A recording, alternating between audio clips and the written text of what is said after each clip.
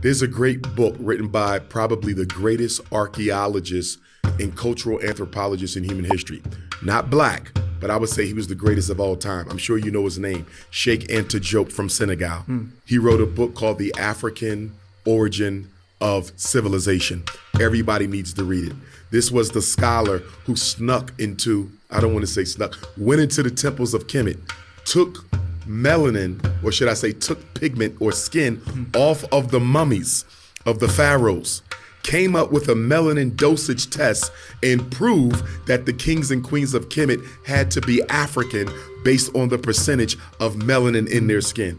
It was Cheikh Anta Diop who proved to the world that all 5 stages of modern man originated in Africa.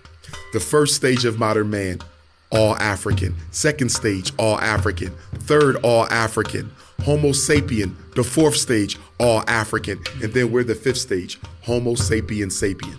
Yeah. It was only the Homo sapien sapien who left Africa.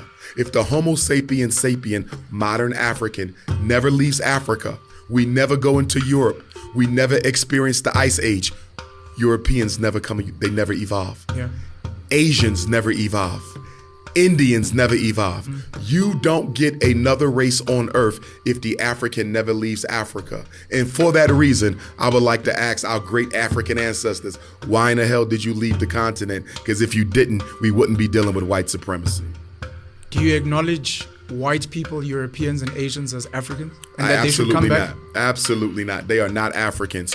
Even if they evolved from us, Yeah. they are now a distinctly different race. Now, multiculturalists and integrationists and colorblind Negroes would say they have 2 arms and 2 legs and they have 2 eyes just like the rest of us. How are they not a part of our human family? And I'll tell you why. Biology is only one aspect of reality. What about spirituality? What about psychology? What about cosmology? What about sociology? Even though the white man may have all the body parts of an African, we do not share the same worldview. We do not share the same spiritual principles. We do not share the same sociological assimilation. Nothing about the African and the European is the same except the fact we share the same human body. So I do not agree that white people are Africans. They are Caucasians, and they have nothing to do with us.